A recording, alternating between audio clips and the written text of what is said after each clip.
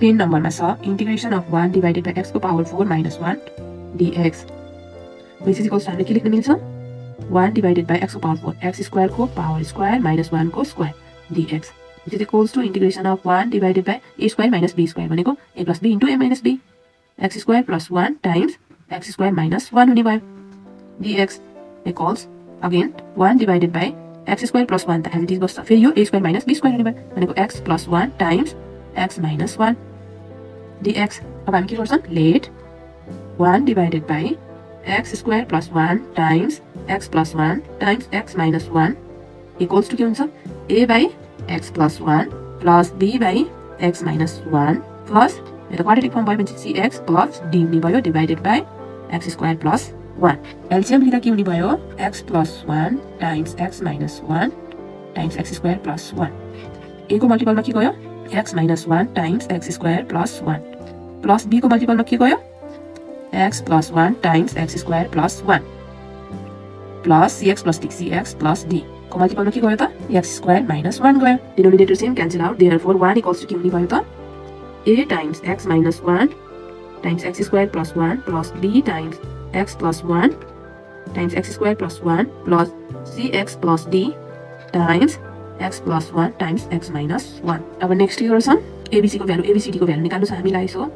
when x minus 1 equals to 0 therefore x equals to 1 x equals to 1 राख्दा के हुने भयो हाम्रो इक्वेसन 1 equals to यो टर्म 0 भयो plus b times 1 plus 1 times 1 square plus 1 अनि x plus 1 यो टर्मले यसलाई मल्टिप्लाई गर्दा यो पनि होल 0 हुन्छ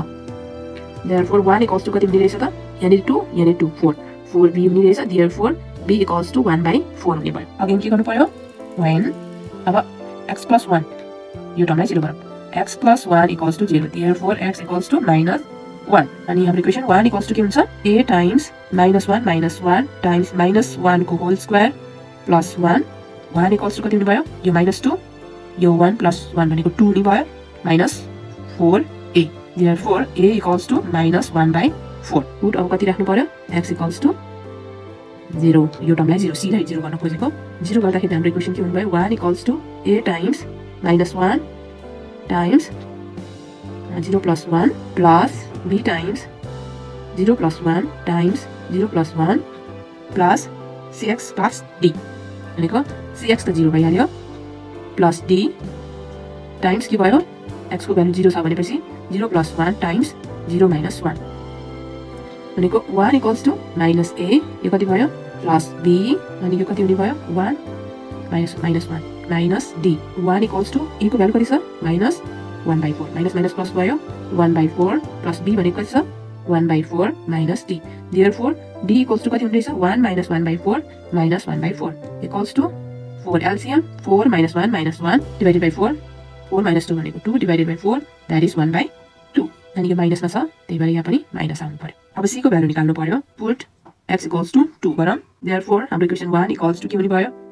a times 2 minus 1 times 2 square plus 1 plus b times 2 plus 1 times 2 square plus 1 plus cx भनेपछि 2c plus d times 2 plus 1 2 minus 1 that is 1 equals to 2 minus 1 भनेको 1 2 square 4 plus 1 5a plus अब 2 plus 1 3 भयो 2 square plus 1 भनेको 5 3 into 5 15b plus 2c plus d times कति हुने भयो 2 plus 1 3 2 minus 1 भनेको multiply by 3 हुने रहेछ 1 equals to 5a plus 15b plus 2 3 is 6c plus 3d अब हामीलाई c को भ्यालु निकाल्नु छ a b र d को value हालौं 1 equals to 5 into minus 1 by 4 plus 15 into 1 by 4 plus 6c plus 3d 3 into minus 1 by 2 1 equals to minus 5 by 4 plus 15 by 4 plus 6c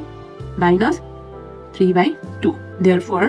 1 plus 5 by 4 minus 15 by 4 plus 3 by 2 equals to 6c LCM लिँदा के भयो 4 LCM 4 plus 5 minus 15 अनि 2 ले 4 लाई 2 चोटी 3 to 6 equals to 6c अनि 4 5 9 plus 6 15 minus 15 भनेको 0 therefore c equals to 0 हुने रहेछ अब भ्यालुहरु पुट गर्दाखेरि हाम्रो इक्वेसन के भयो भन्दा 1 divided by x square plus 1 times x plus 1 times x minus 1 equals to ए भनेको -1/4 टाइम्स x + 1 प्लस b भनेको 1/4 x - 1 plus c x + d। c भनेको 0, d को भ्यालु मात्र राख्नु पर्यो। d भनेको -1/2 छ, -1/2 x² + 1 हुने भयो। अपन इन्टिग्रेटिङ के हुने भयो? Integration of 1 divided by x² + 1 times x + 1 times x - 1 dx equals to -1/4 constant बाहिर निस्क्यो, 1 डिभाइडेड बाई x + 1 dx बाँकी प्लस 1/4 बाहिर